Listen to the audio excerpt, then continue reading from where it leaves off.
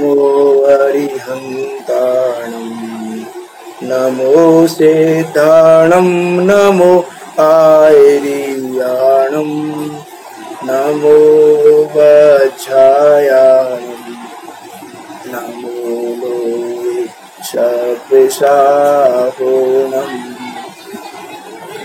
मंगल में मंगल करन वीतराग विज्ञान नमो ताहि जाते भय अरिहंतादि महान करि मंगल करियो महाग्रंथ करन को काज जाते मिले समाज सब पावे निज पदराज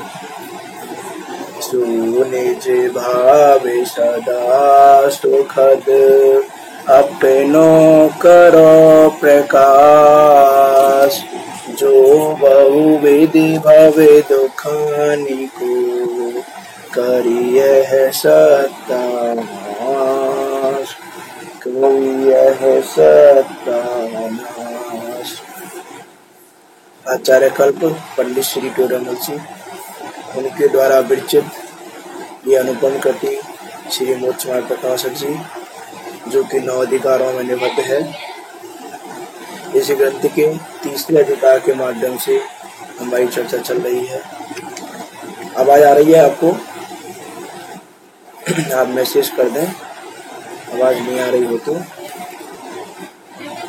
तीसरे अधिकार के माध्यम से अभी तक हमने कर्मों की अपेक्षा क्या दुख है, यह जीव क्या उपाय करता है, कौन से उपाय झूठे हैं और कौन से उपाय सच्चे हैं, किन उपायों को करने से यह जीव सुखी हो सकता है, उसकी हमने चर्चा की थी। उसके बाद पर्याय की अपेक्षा निगोज 1 इंद्रिय, 2 इंद्रिय, 3 इंद्रिय, 4 इंद्रिय, असंगी पंचेंद्रिय, संगी पंचेंद्रिय और संगी पंचेंद्रिय में नरक, तिर्यंच, मनुष्य और देव, इन सारी पर्यायों में यह जीव किस प्रकार दुखी है उसकी भी हमने चर्चा की। अभी हमें चर्चा करनी है कि कल एक बात आई थी कि स्वर्गों में जीव ये मानता है कि स्वर्गों में सुख है, लेकिन वहां पर साता का उदय तो है लेकिन इच्छाओं का अभाव नहीं है, और इच्छाओं का अभाव ना होने के कारण वह जीव दुखी है। तो ऐसी कौन सी इच्छाएं हैं जिन इच्छाओं के कारण यह संसारी जीव दुखी हो रहा है, उसकी हमको चर्चा करनी है। जो पंडित टोडरमल जी ने लिखा दुख का सामान्य स्वरूप, कि दुख का सामान्य स्वरूप क्या है, कि ये इच्छाएं हैं जिन इच्छाओं के कारण दुखी होता है जीव, वो इच्छाएं सामान्य है। सामान्य का क्या अर्थ है? कि सामान्य का अर्थ है कि सब जीवों को पाया जाता है। जैसे सामान्य गुण और विशेष गुण होते हैं, तो सामान्य गुण सब द्रव्यों के पाए जाते हैं और विशेष गुण अपने अपने द्रव्यों के पाए जाते हैं। वैसे ये सामान्य स्वरूप है, यानी ये वाला दुख सब जीवों के पाया जाता है, चाहे वो निगोद का हो, चाहे 1 इंद्रिय का हो, चाहे पंचेंद्रिय हो, चाहे देवगति का हो, उन सबको ये दुख पाया जाता है। इसलिए इसका नाम दिया दुख का सामान्य स्वरूप। क्यों दुख का सामान्य स्वरूप क्या है? कि दुख का लक्षण आकुलता है। दुख का लक्षण क्या है? आकुलता। कि आकुलता ही दुख है। कि आकुलता क्या है? समानार्थक शब्द है, समान अर्थ वाला है। कि आकुलता कहो, दुख कहो, बात बराबर है। तो दुख का लक्षण आकुलता कैसे कही? कि जो दुख है वो कैसे दिखाई देता है हमको? आकुलता के माध्यम से, कि यह जीव आकुल व्याकुल हो रहा है, अर्थात यह जीव दुखी है, और यह जीव निराकुल दिख रहा है, अर्थात यह जीव सुखी है। कि हमने कहा कि संसारी जीव दुखी है और भावलिंगी संत सुखी हैं, तो किसके आधार पर कहा? कि जो संसारी जीव दिखाई दे रहा है उसकी आकुलता दिखाई दे रही है, और आकुलता दिखाई दे रही है अर्थात वह दुखी है। और मुनिराज हमारे भावलिंगी संत वो निराकुल दिखाई दे रहे हैं, उनको आकुलता दिखाई नहीं दे रही, इसीलिए वो सुखी हैं।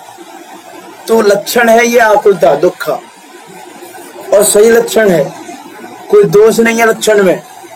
जो लक्षण के दोष होते हैं, अव्याप्ति, अतिव्याप्ति, असंभव दोष, वो लक्षण आभास भी नहीं है, लक्षण है ये कि जहां जहां आकुलता होगी वहां वहां दुख होगा। पंडित दौलतराम जी ने भी लिखा ना कि आत्म को हित है सुख, सो सुख आकुलता बिन कहिए। तो सुख का सच्चा लक्षण है आकुलता रहित होना, निराकुलता वो सुख का सच्चा लक्षण है, वैसे ही ये आकुलता भी दुख का सच्चा लक्षण है। ऐसा नहीं है कि जहां आकुलता पाई जा रही हो वहां दुख हो भी सकता है, नहीं भी हो सकता, ऐसा नहीं है। कैसे नहीं है? जैसे लक्षण आभास में भी आपने देखा हो, जैसे मान लो कि भैया तालाब के अंदर कोई पशु डूबा हुआ है और उसकी सूंड दिखाई दे रही है, तो आपसे पूछा जाए कि भैया कौन सा पशु है, तो आप तुरंत बता दोगे कि ये हाथी है। और उसके अंदर सींग दिखाई दे रहे हो, तो आपसे पूछा जाए कौन सा पशु है, तो आप कंफ्यूज हो जाओगे कि कौन सा पशु हो सकता है, क्योंकि सींग एक पशु के नहीं है, बहुत सारे पशुओं के हैं। अर्थात वो जो सींग है वो उस पशु के होने का सच्चा लक्षण नहीं है, और वो जो सूंड है, और वह जो सूंड है वह उस हाथी का सच्चा लक्षण है। वैसे ही जो आकुलता है वो दुख का सच्चा लक्षण है कि आकुलता दिखाई देगी और दुख की पहचान होगी। जैसे सूंड दिखाई दे रही है, हाथी की पहचान हो रही है, वैसे आकुलता दिखाई देगी और दुख की पहचान हो जाएगी। ये आकुलता सींग की तरह नहीं है कि पहचान में ना आए, तो सच्चा लक्षण है ये। उसकी चर्चा हमको नहीं लेनी, वो लक्षण आभास में चर्चा आएगी, उसकी कभी करेंगे। तो दुख का लक्षण क्या है कि आकुलता है। और आकुलता कब होती है? कि आकुलता होती है इच्छा होने का। बिना इच्छा के किसी को आकुलता नहीं होती। हमारे मुनिराजों को इच्छा का अभाव है, इसीलिए उनको निराकुलता है, और संसारी जीवों के इच्छा का अभाव नहीं है, इसीलिए उनके आकुलता है। एक इच्छा पूरी नहीं होती, उससे पहले दूसरी इच्छा आ जाती है। तो इच्छाओं का अभाव नहीं है, और इच्छाओं का अभाव ना होने से आकुलता का भी अभाव नहीं है, और आकुलता का अभाव ना होने से दुख का अभाव नहीं है। तो यदि हम कहें दूसरी चीज कि दुख का लक्षण तो क्या है? आकुलता, और आकुलता का लक्षण क्या है? इच्छा। कि जहां जहां इच्छा पाई जाएगी वहां वहां आकुलता पाई जाएगी, और जहां जहां आकुलता पाई जाएगी वहां वहां दुख पाया जाएगा। तो दुख का लक्षण हुआ आकुलता, और आकुलता का लक्षण हुआ इच्छा।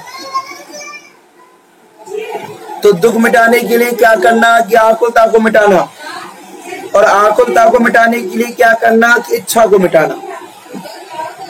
तो इसलिए यहाँ कह रहे हैं कि दुख का लक्षण तो क्या है? आकुलता, और आकुलता इच्छा होने पर होती है। अब इच्छा तो बहुत प्रकार की है जीव की, लेकिन यहाँ पर पंडित टोडरमल जी ने उन इच्छाओं को 4 भागों में बांटा। कि क्या कह रहे हैं? इस संसारी जीव के अनेक प्रकार की इच्छाएं होती हैं, इस कारण उन इच्छाओं की आकुलता से सभी जीव दुखी हैं। कि इच्छा तो कैसी होती है? अनेक प्रकार की इच्छा होती है, और उन इच्छाओं की आकुलता से सभी जीव दुखी हो रहे हैं। उस इच्छा के 4 प्रकार हैं। इच्छा के तो अनंत प्रकार है, इच्छा तो अनंत प्रकार की है कि एक जीव की इच्छा दूसरे जीव की इच्छा से मैच नहीं करती। हर जीव की अपनी अलग अलग इच्छा है, और एक जीव की भी अलग अलग समय में अलग अलग इच्छा है। तो इच्छा तो अनंत प्रकार की है, लेकिन उन इच्छाओं को कैटेगरी में डिवाइड किया है 4 में, है ना। जैसे जीव तो अनंत अनंत है, लेकिन उन जीवों को 4 कैटेगरी में डिवाइड किया कि ये मनुष्य है, ये तिर्यंश है, ये नारकी है, ये देव है। तो जीव 4 प्रकार के हैं क्या कि नहीं? जीव तो अनंत प्रकार के हैं। एक जीव की दूसरे जीव से मैचिंग नहीं है। हर जीव की अपनी अपनी सत्ता, अपना अपना स्वरूप, अपना अपना ज्ञान, अपना अपना दर्शन, तो मैचिंग नहीं है। लेकिन उनको कैटेगरी में डिवाइड किया कि भाई 4 कैटेगरी बना दी हमने संसारी जीवों की, या तो तिर्यंश है, या मनुष्य है, या नारकी है, या उसके अलावा कुछ नहीं मिलेगा। इन 4 में मिलेगा जो मिलेगा। उसी प्रकार यहाँ इच्छाएं तो अलग प्रकार की हैं, लेकिन उन इच्छाओं को 4 प्रकार की कैटेगरी में डिवाइड किया गया है कि 4 प्रकार की कैटेगरी है उसकी जीव की।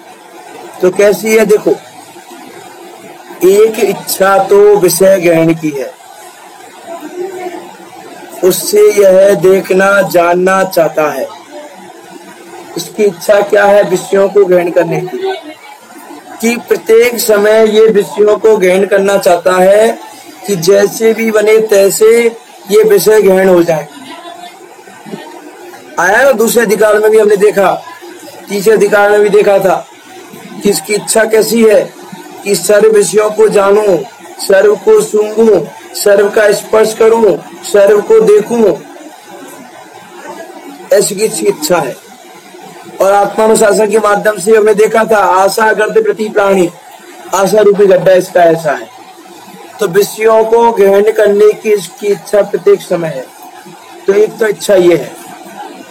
तो जितनी भी विषय ग्रहण करने की इच्छाएं हैं, उन सारी इच्छाओं को एक कैटेगरी में बता दिया कि इसकी इच्छा है विषय ग्रहण करने की, उससे यह देखना जानना चाहता है कि उन विषयों को ग्रहण करने के लिए ये उन विषयों को जानना चाहता है, उन विषयों को देखना चाहता है, उन विषयों को भोगना चाहता है। और भोगने के लिए देखनी जाननी पड़ेंगी, इसीलिए यह देखना जानना चाहता है। कि कैसी आश्चर्यचकित बात है कि देखने जानने का स्वभाव होते हुए भी देखना जानना चाहता है। ये ऐसा है जैसे शक्कर में मिठास है। अब वो दूध में डलेगी तो दूध तो मीठा होगा, अपने आप होगा, लेकिन अब वो शक्कर ये इच्छा कर रही है कि मैं दूध को मीठा कर दूं। अब उसकी इच्छा कैसी है कि मैं दूध को मीठा कर दूं, इसकी जो इच्छा है वो इच्छा कैसी है? बेकार है। कि अरे शक्कर गिरेगी तो दूध तो अपने आप मीठा होगा ही होगा, क्योंकि शक्कर का स्वभाव ही है मीठा, मिठास उसमें भरी हुई है मिठास, तो फिर भी वो मिठास करना चाह रही है। वैसा ही हमारा स्वभाव जानने देखने का है, फिर भी यह जीव जानना देखना चाह रहा है, जानने देखने की इच्छा किए हुए है, जैसे बने तैसे जानना देखना हो जाए। तो एक तो इच्छा विषय ग्रहण की है, उससे ये देखना जानना चाहता है, जैसे वर्ण देखने की, राग सुनने की, अव्यक्त को जानने की इत्यादि इच्छा होती है। कि कोई वर्ण देखने की इच्छा है कि ये वर्ण अच्छा है, इस वर्ण को देखना, इस वर्ण को नहीं देखना। अरे पिंक कलर, अरे बहुत अच्छा कलर है। रेड कलर, अरे नहीं नहीं नहीं, ये कलर नहीं देखना। मैं इसकी इच्छा कैसी हो रही है? रात को सुनने की, ये म्यूजिक अच्छा है, ये म्यूजिक अच्छा नहीं है। रात को सुनने की इच्छा खड़ी हुई और उस इच्छा में इष्ट अनिष्ट की मान्यता खड़ी हो गई। वर्ण को देखने की इच्छा हुई और वर्ण को देखने की इच्छा में इष्ट अनिष्ट की मान्यता खड़ी हो गई। तो इष्ट अनिष्ट की मान्यता भी खड़ी कहाँ हो रही है? इच्छा हो रही है तो हो रही है। ये इच्छा नहीं होगी तो इष्ट अनिष्ट की मान्यता भी नहीं होगी। कि हमारे मुनिराज उपसर्गों के काल में भी समता भाव रखते हैं। तो कैसे रखते हैं? क्योंकि इच्छाओं का अभाव है, उनको विषय ग्रहण करने की इच्छा नहीं है, और विषय ग्रहण करने की इच्छा नहीं है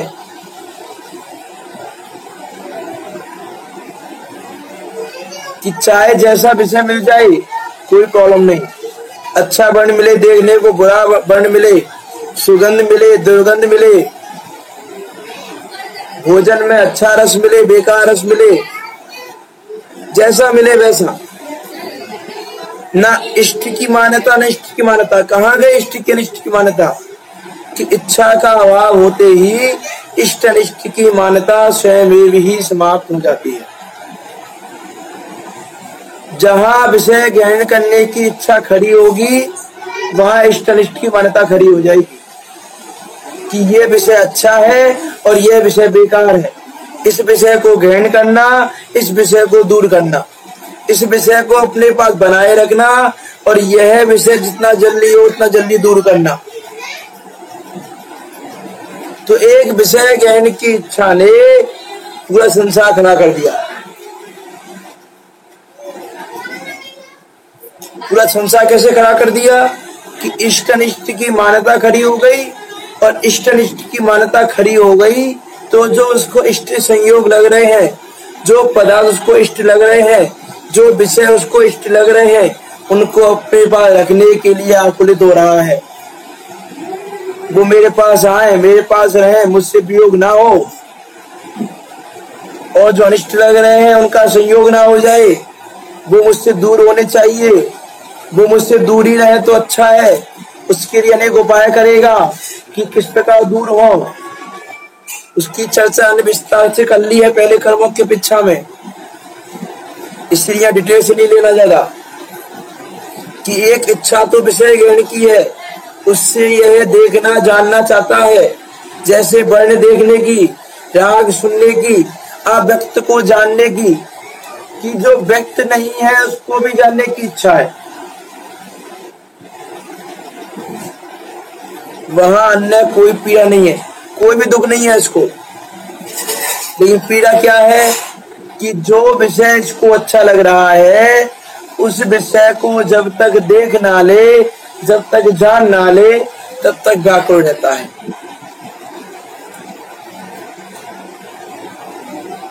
कहते हैं ना, जैसे आपने देखा होगा लौकिक में, कि जब तक मुझे ये गाड़ी नहीं मिलेगी तब तक कुछ नहीं।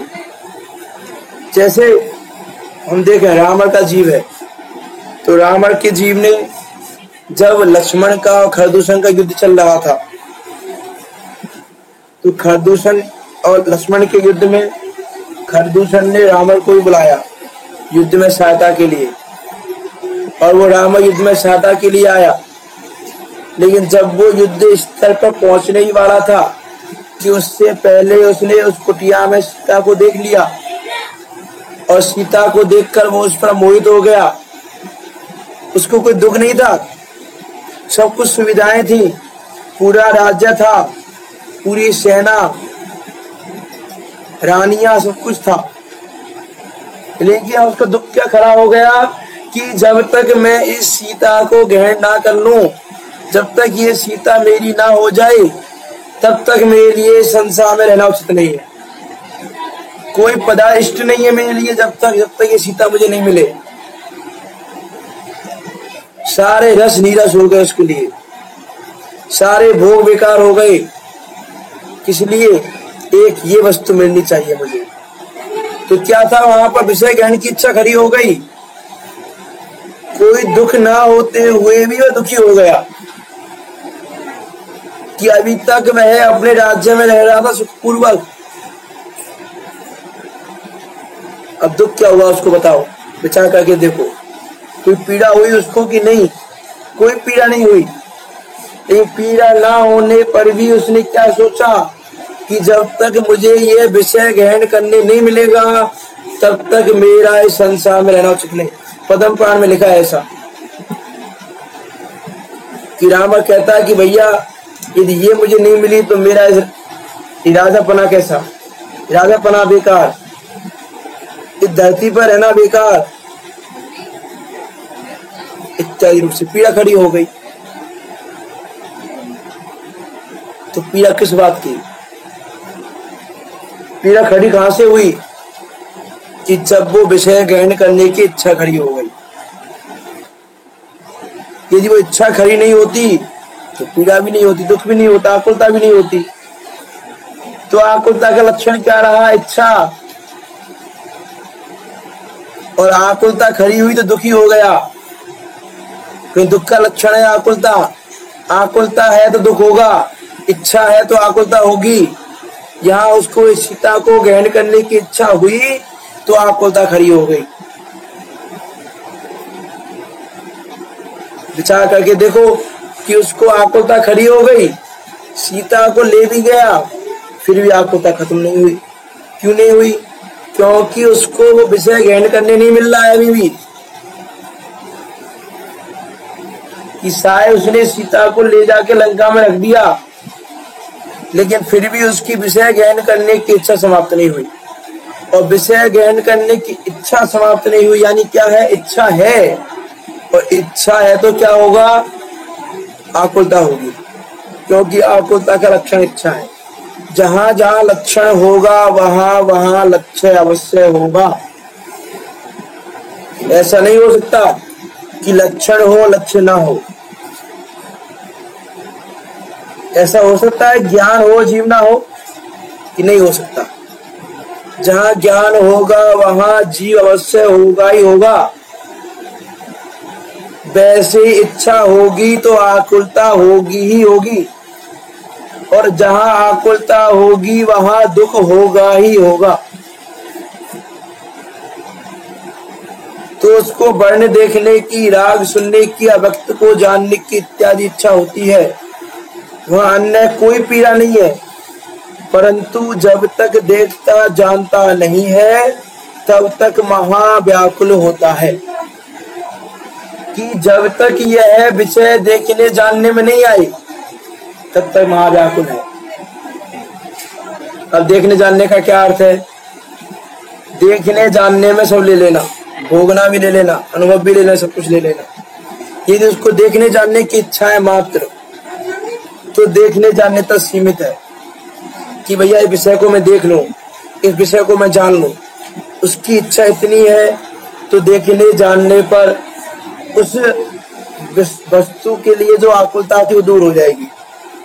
आकुलता सर्वथा दूर नहीं होगी, तो उसी समय अन्य विषय ग्रहण की इच्छा हो जाएगी, और अन्य विषय ग्रहण करने की इच्छा हो जाएगी तो दुखी ही है वहां पर। तो जब तक देखता जानता नहीं है तब तक महाव्याकुल होता है। इस इच्छा का नाम विषय है। तो एक तो इच्छा कौन सी हुई? विषय, यानी विषय ग्रहण की इच्छा, उसको नाम दे दिया विषय। कि जब तक विषय ग्रहण करने की इच्छा है तब तक यह जीव सुखी नहीं हो सकता, और जहां विषय ग्रहण करने की इच्छा समाप्त हुई तो सुखी है। जैसे एग्जाम्पल देखें हम एक पद्म पुराण का ही। जैसे भरत जी थे, राम लक्ष्मण के भाई, उनको उस राज्य को ग्रहण करने की इच्छा नहीं थी। वो तो वैराग्य चित्त वाले थे। वो तो अपने पिता दशरथ के साथ दीक्षा लेने के तैयार थे, दीक्षा लेने भी जा रहे थे। और उसी दीक्षा के डर से केकसी ने, नहीं, केकई तो लक्ष्मण की माँ का नाम था, भरत की माँ का नाम था केकसी। तो केकसी ने इसलिए राज्य मांगा कि भाई राज्य के लोभ से शायद ये दीक्षा ना ले। लेकिन उसने राज्य की, उसको राज्य मिलने लगा कि भैया राम लक्ष्मण तो जा रहे हैं वनवास और तुम राज्य को ग्रहण करो, तो भी उसने इच्छा नहीं जताई अपने राज्य को ग्रहण करने की कि मैं तो वैराग्य लूंगा। तब राम ने उसको समझाया कि भाई पिता की आज्ञा का पालन करना ही तुम्हारा कर्तव्य है, इत्यादि रूप से जो घटना में घटी उसको मैं नहीं लेना। तो मेरे कहने का क्या मतलब है कि उस भरत को उस राज्य संबंधी विषय को ग्रहण करने की इच्छा नहीं है, तो दुखी भी नहीं है। मिले तो मिल गया तो सुखी नहीं हुआ, और नहीं मिल रहा था तो दुखी नहीं हुआ। अरि मित्र मेहर मसान कंचन कांच निंदन तुतिकरण अर्घावतारण असि प्रहारण मैं सदा समता धरा। कहाँ से आई वो क्षमता कि उनको उस अनुरूप विषय ग्रहण की इच्छा नहीं है, कि भरत को उस राज्य को ग्रहण करने की इच्छा नहीं थी तो दुखी भी नहीं था, और राज्य मिला भी उसको, उसने राज्य किया भी, लेकिन सुख नहीं माना उसने उसमें, क्योंकि मिले तो प्रॉब्लम नहीं, नहीं मिले तो प्रॉब्लम नहीं उसको। उसकी तो दोनों ही कंडीशन में क्या क्षमता भाव था। तो विषय ग्रहण की जहां इच्छा होगी वहां दुख होगा, और जहां इच्छा नहीं वहां सुख, क्योंकि इच्छा नहीं तो आकुलता नहीं, और आकुलता नहीं तो दुख नहीं, क्योंकि लक्षण नहीं तो लक्षण नहीं। लक्षण लक्ष्य का संबंधी ऐसा है। लक्षण आवास की बात नहीं कर रहा, लक्षण आवास का लक्षण हो सकता है कि भैया यहाँ ये लक्षण है, लक्ष्य तो है ही नहीं, हो सकता है।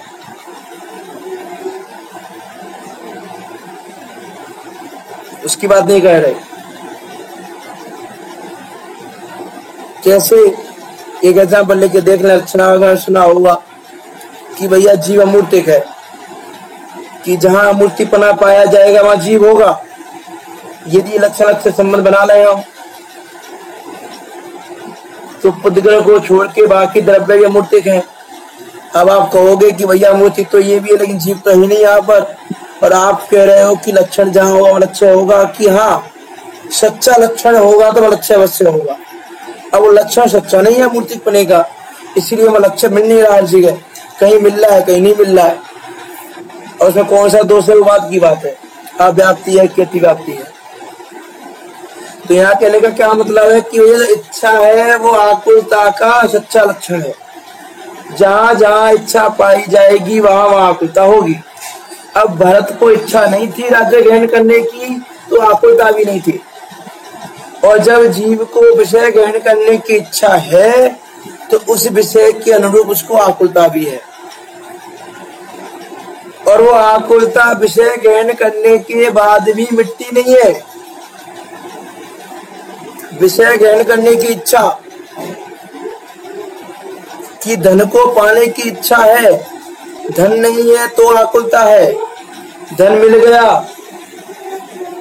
बहुत बोल चुका हूं ये एग्जाम्पल भी, मिल गया तो उसकी रक्षा करने की इच्छा है, और उसका वियोग हो गया, कोई चुरा के ले गया तो उसके वियोग के कारण आकुलता है। तो आकुलता बनी हुई है। वहां अन्य कोई पीड़ा नहीं है, परंतु जब तक देखता जानता नहीं है तब तक महाव्याकुल होता है। इस इच्छा का नाम विषय है। लेकिन यदि वह इन इच्छाओं से रहित विषयातीत अपने शुद्धात्मा को जाने तो इच्छा उत्पन्न नहीं होगी, क्योंकि इच्छा का उत्पन्न होना वो शुद्धात्मा का कार्य नहीं। विभाग रूप हो रहा है, वास्तव में तो भैया जीव तो क्या था, दृष्टा है, जान रहा है, देख रहा है, विषयों को ग्रहण करता नहीं। उसने आज तक अनंत काल हो गया संसार में भ्रमण करते करते, आज तक उसने एक सिंगल विषय को भी ग्रहण नहीं किया। ऐसा शुद्धात्मा है। अरे टेलीविजन में आज तक इतनी मूवियां चली, इतने सीरियल चले, इतनी मारकाट हुई, इतनी हिंसा हुई, जो भी कार्य हुए, जो सीरियल हुए, मूवी हुए, लेकिन आज तक किसी एक भी विषय ने, एक भी मारकाट ने टीवी को प्रभावित नहीं किया। टीवी में इतने विषय आए, इतने व्यक्ति आए, इतने जो कार्य हुए, राग देश आदि के जितने भी विषय हुए, वहां पे एक भी विषय ने टीवी पर कोई इफेक्ट नहीं डाला। टीवी वैसी की वैसी है। वैसे ही अनंत काल से इस शुद्धात्मा ने एक भी विषय को ग्रहण नहीं किया। और ये कैसी मूर्खता है हमारी कि अनंत काल हो गया, एक विषय को ग्रहण नहीं किया, फिर भी विषय को ग्रहण करने के पीछे पड़े हुए।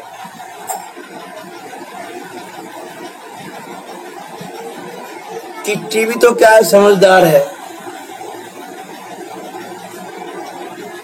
हालांकि इसमें समझ ज्ञान नहीं है। समझदार का अर्थ में ये मेरा मतलब है बस कि वहां उसको कोई प्रॉब्लम नहीं है, विषय आ रहे जा रहे हैं, आ रहे जा रहे हैं, आ रहे जा रहे हैं, कोई प्रॉब्लम नहीं। तो वैसा हमको बनना कि भैया विषय जानने में आ रहे हैं, आ रहे हैं, आ रहे हैं, जा रहे हैं, आ रहे हैं, जा रहे हैं, ये आते हैं, ये जाते हैं, ये आते हैं, ये जाते हैं, इन आते जाते गेयों में हम ज्ञान रहते हैं, हम ज्ञाता रहते हैं, कि हम तो ज्ञाता रहते हैं बस, चाहे ये आए चाहे ये जाए। ये आए तो हमारे ज्ञान में कुछ बढ़ा नहीं, और ये चले गए तो हमारे ज्ञान में, यदि ये चले गए तो हमारे ज्ञान से कुछ गया नहीं, हमारी आत्मा से कुछ गया नहीं। कि चाहे पूरे विश्व के गे आ जाए तो भी हमारे आत्मा में किंचित भी वृद्धि नहीं होगी, और यदि सारे गे चले जाएं तो हमारी आत्मा में से कुछ घटी नहीं होगी, कुछ घटेगा नहीं, और फिर भी हम विषय को ग्रहण करने में लगे हुए हैं। विषय ग्रहण की इच्छा है हमको, तो ये विषय ग्रहण की इच्छा कैसी है, ये भी हमारी मूर्खता है। तो पहली इच्छा तो ये हो, ये इच्छा कैसी है, हमारी बेकार है, बेमतलब की है। क्यों बेमतलब की क्यों है? क्योंकि विषय ग्रहण करने की तुम्हारी इच्छा है, लेकिन विषय का मिलना वो तुम्हारे अधीन नहीं, वो तुम्हारी इच्छा के अधीन नहीं। कि कर्मोदय के अनुसार विषय मिलते हैं, कर्मोदय के अनुसार विषय आते हैं, और कर्मोदय के अनुसार विषय जाते हैं। अब तुम चाहे कितनी भी विषय ग्रहण की इच्छा कर लो, लेकिन विषय तो उतने ही मिलने वाले हैं जितना तुम्हारा कर्म का उदय है, उससे ना एक कम मिलने वाले हैं और ना एक ज्यादा मिलने वाले हैं। तो विषय ग्रहण करने की हमारी इच्छा कैसी, मूर्खता बड़ी इच्छा। जैसे हमने देखा था दर्शन मोहिनी कर्म में, देखा था हमने दर्शन मोहिनी कर्म के कारण दुखों में, कि जो पागल व्यक्ति था कि उसने भैया मान लिया कि ये राजा मेरा, ये सेना मेरी, अब दुख खड़ा हो गया। अरे वो तो अपने अनुसार आए थे, अपने अनुसार जा रहे हैं, तुम्हारा उसमें कोई रोल नहीं है। तुम्हारे चाहने से आए नहीं, और तुम्हारे चाहने से रुकने वाले नहीं, और तुम्हारे चाहने से जाने वाले नहीं। अपने स्वयं काल में आए हैं और अपने जाने के स्वयं काल में जाएंगे। अपनी भवितव्यता अनुसार आए हैं और अपनी भवितव्यता अनुसार ही जाएंगे।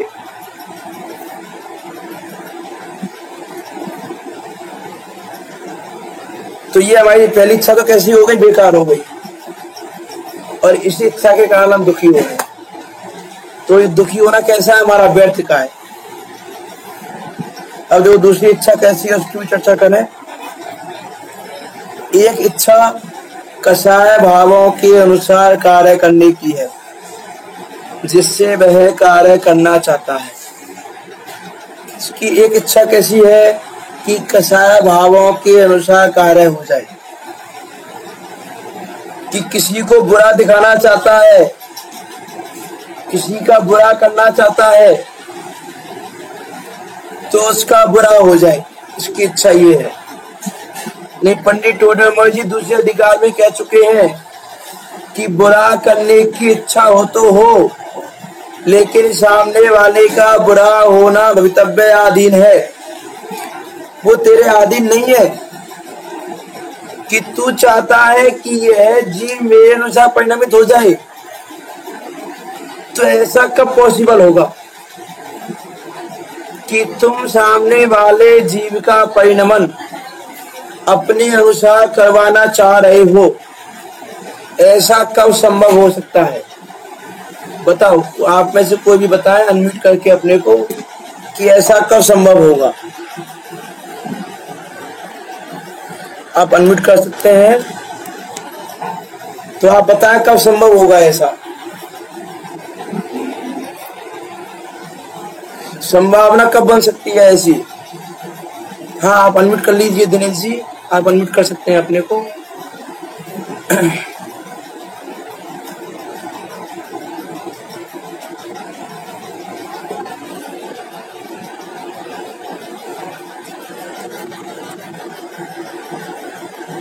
हाँ, अनम्यूट कर लीजिए, आप अनम्यूट कर सकते हैं अभी। हाँ, बोलिए।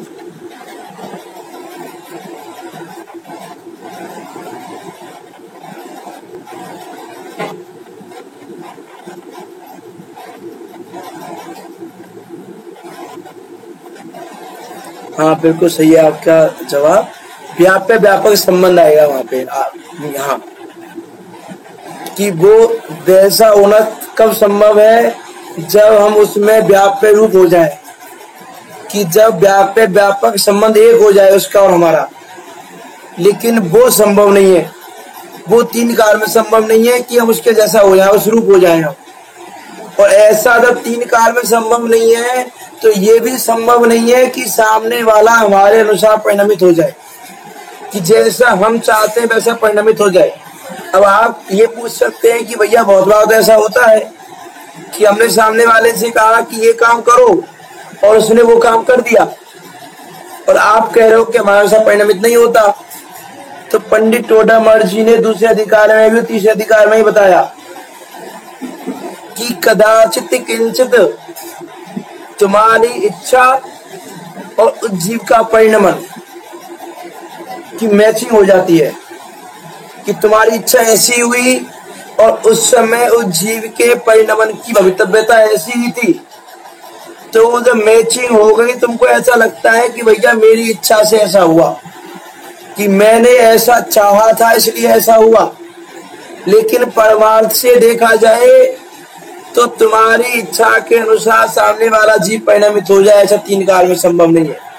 कि चलो आप जो कह रहे हो कि भैया हमारी इच्छा के अनुसार परिणमित होता है कभी कभी, तो आज कोई जीव तुम्हारी इच्छा के अनुसार परिणमित हुआ, आज की बात भी छोड़ो, अभी अभी तुम्हारी इच्छा के अनुसार कोई जीव परिणमित हुआ, आधा घंटे बाद उसी जीव को अपनी इच्छा के अनुसार परिणमित करा के दिखाओ। हाँ, जैसे देखो एग्जाम्पल देखें, हम बच्चे का एग्जाम्पल देखा, छोटे बच्चे होते हैं, हमने बच्चे से कहा कि यहाँ बैठ जा, वो बैठ गया, तो हम क्या कहते हैं कि भैया हमारे कहने से बैठा, हमने कहा था इससे कि यहाँ बैठ इसलिए यहाँ बैठा, कि तुम्हारे कहने से बैठा है, तो आधा घंटे बाद दोबारा कह के बताओ बैठ जाए, गारंटी है। उससे डेली कहो आप, तुम्हारे कहने से बैठ जाता है क्या? वो विचार करके देखें कि उसने कभी हमारी बात मान ली, हमेशा हमारी बात मानता है क्या कि नहीं मानता। इसका अर्थ है कि उसका परिणाम उसके अधीन है, उसका परिणाम मेरे अधीन नहीं है, मेरे कहने से परिणमित नहीं हो रहा है वो। लेकिन कभी परिणमन की जब मैचिंग हो जाती है मेरी इच्छा से, तो मैं ये मान लेता हूँ, ये अहंकार कर लेता हूँ, ये मान कर लेता हूँ कि मेरे कहने से माना, और मांग कसा खड़ी हो जाती है। तो यहाँ कह रहे हैं कि एक इच्छा कैसी है कि कसाय भावों के अनुसार कार्य करने की है, जिससे वह कार्य करना चाहता है। जैसे बुरा करने की, हीन करने की इत्यादि इच्छा होती है, कि क्रोध में किसी का बुरा करने की, मान में किसी को हीन करने की इच्छा होती है। अब उस इच्छा के अनुरूप कार्य करना चाहता है, कि इस इच्छा के अनुरूप कार्य हो जाए। जब तक सामने वाले का बुरा नहीं होता तब तक दुखी रहता है। दुखी क्यों रहता है? क्योंकि इच्छा बनी हुई है। इच्छा क्या है? सामने वाले के बुरा करने की इच्छा है, सामने वाले का बुरा करने की इच्छा है।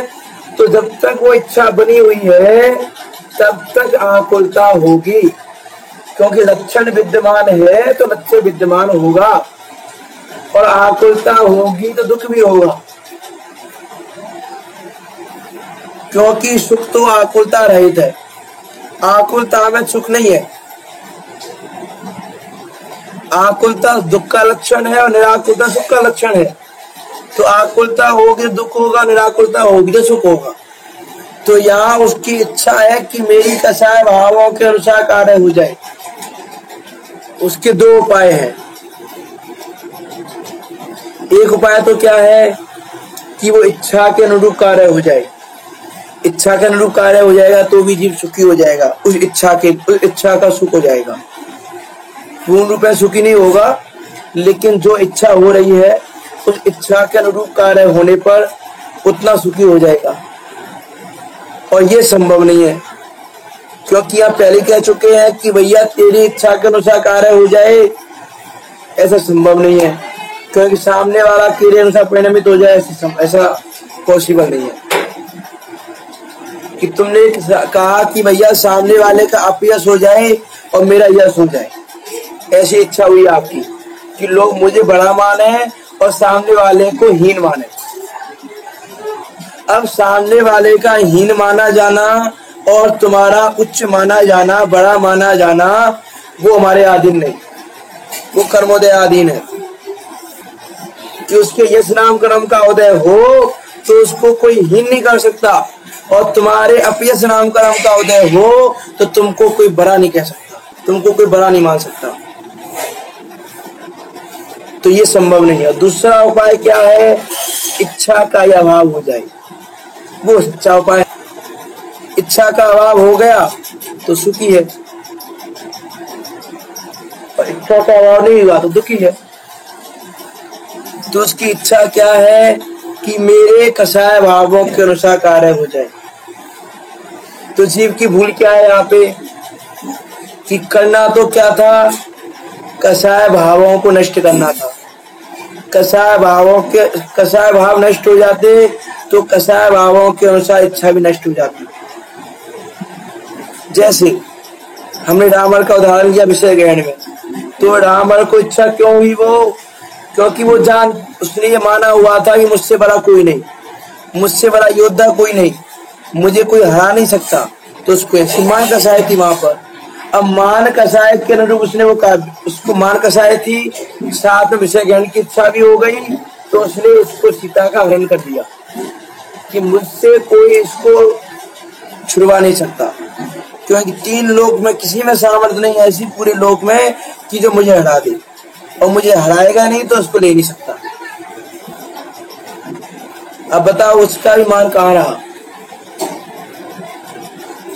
इसीलिए वो आती है ना, भजन आता है, पर लक्षित जो निज तत्व भजो, आत्मन निज में ही शांति मिले, जग का परिणमन स्वतंत्र अरे, तेरा विकल्प तहाँ नहीं चले, सीता अनुकूल बनाने में रावण ने क्या क्या नहीं किया, पर सीता नहीं अनुकूल हुई, अपयश से मर कर नरक गया, मिल गया धूल में सब वैभव, अभिमान किसी का नहीं चले, जग का परिणमन स्वतंत्र अरे, तेरा विकल्प तहाँ नहीं चले। ये बात नहीं जानते, हम अपने विकल्पों के अनुसार कार्य करना चाहते हैं। कि यहाँ कह रहे हैं कि तेरा विकल्प तहाँ नहीं चले, और फिर भी हम अपने विकल्पों को चलाना चाहते हैं। ये हमारी सबसे बड़ी मूर्खता है कि सर्वज्ञ भगवान कह रहे हैं कि तेरे विकल्पों से कार्य नहीं होता, और फिर भी हम कार्य करने में लगे हुए हैं। सर्वज्ञ भगवान कह रहे हैं कि जग का परिणमन स्वतंत्र अरे, तेरा विकल्प तहाँ नहीं चले, फिर भी जग के स्वतंत्र परिणमन की खबर नहीं है। और जग के स्वतंत्र परिणमन की खबर नहीं है, इसलिए जीव दुखी हो रहा है, आकुल हो रहा है, व्याकुल हो रहा है, दुखी हो रहा है, और दूसरा कोई लक्षण नहीं है। तो यहाँ कह रहे हैं कि एक इच्छा है कसाय भावों के अनुसार कार्य करने की, जिससे वह कार्य करना चाहता है, जैसे बुरा करने की, हीन करने की इत्यादि इच्छा होती है। यहाँ भी अन्य कोई पीड़ा नहीं है। पीड़ा क्या है फिर यहाँ पे, कि क्या पीड़ा है यहाँ पे, कि एक ही पीड़ा है यहाँ पे कि ये कार्य हो जाना चाहिए। जब तक कार्य नहीं होगा तब तक दुखी है। विषय ग्रहण में वही बात थी, यहाँ भी वही बात है कि जीव को कोई पीड़ा नहीं है। बस जो इच्छा हुई है इसको उत्पन्न, वो इच्छा पूरी होनी चाहिए, उस इच्छा के अनुरूप कार्य होना चाहिए। इच्छा के अनुरूप कार्य हो गया तो मैं सुखी, और इच्छा के अनुरूप कार्य नहीं हुआ तो मैं दुखी। लेकिन पहले ही गुरुमध्य आचार्य कह के आ चुके हैं आत्मानुशासन में कि इसका आशा रूपी गड्ढा कभी भर नहीं सकता। आशा यानी इच्छा, तो इच्छा रूपी गड्ढा तो भर नहीं सकता, और इच्छा रूपी गड्ढा भरेगा नहीं तो ये सुखी नहीं हो सकता। तो ये उपाय तो करने का मतलब नहीं है। तो एक ही उपाय रह जाता है कि इच्छाओं का अभाव करो। हमारे भावलिंगी संत यही करते हैं, उन्होंने इच्छाओं का अभाव किया है। इच्छा निरोध है तपा, इच्छा का निरोध करके तप करते हैं वो। हम भी इच्छाओं का निरोध करना सीखें।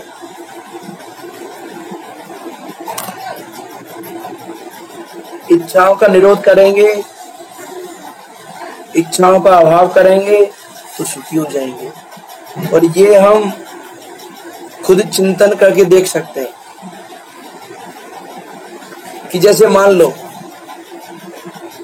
आज हमको ये इच्छा है कि भैया आज भोजन में ये पकवान मिलने चाहिए, अब वो पकवान नहीं मिले तो तुम सुखी होगे कि दुखी होगे? विचार करके देखना। और एक कोई इच्छा नहीं है, जो मिल जाए वो अच्छा, कि जो मिल जाए वो अच्छा, सूखी रोटी मिले तो अच्छी, पकवान मिले तो ठीक, जैसा मिले जैसा अच्छा। इच्छा ही नहीं है कोई वहां पे, तो वहां पकवान भी मिल जाएंगे तो भी सुखी, कोई उसमें दुखी नहीं, कोई सुखी नहीं। ठीक है, समता भाव। और वो समता भाव धारण करना वो इस जीव की भव्यता को बताता है कि समता भाव ही नहीं है तो कैसे काम चलेगा। इसलिए कसाय के अनुसार कार्य करने की इच्छा हो तो हो, लेकिन कार्य होना भवितव्य अधीन है। इसका विचार करें। इसको इस बारी इच्छा को थोड़ा और देखेंगे कल, कसाय भाव वाली को। फिर अगली इच्छा कौन सी है, तीसरी, उसको देखेंगे। अभी यहाँ तक किसी को कोई शंका हो तो पूछ लें, समय हो चुका है। कोई भी शंका हो किसी को तो आप अनम्यूट कर सकते हैं। रेज हैंड मत कीजिए बेशक, लेकिन एक एक करके पूछ लें।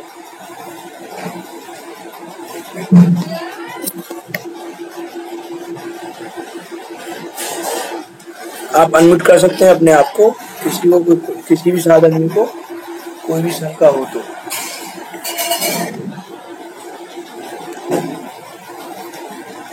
नहीं तो हम आज की चर्चा को यहाँ समाप्त करते हैं। इन इच्छाओं को जानकर, ये इच्छाएं दुख की जननी है, ये इच्छाएं ही दुख का जनक है, ये इच्छाएं ही हमको संसार में भ्रमण करा रही हैं। ऐसा जानकर इच्छाओं का अभाव करने का पुरुषार्थ करें, और इच्छाओं का अभाव करके अपने शुद्धात्म स्वरूप को जानकर हम मोक्ष मार्ग में प्रवर्तन करें। इसी मंगल भावना के साथ अभी की वाणी को विराम देते हैं। जिनवाणी स्तुति। निज निधि निज में बताई, यह अनंत उपकार है उसके लिए, जिन वाणी माँ को वंदना सत बार है, माँ वंदना सत बार है। पूरी द्वासा मई जिनवाणी माता की जय हो।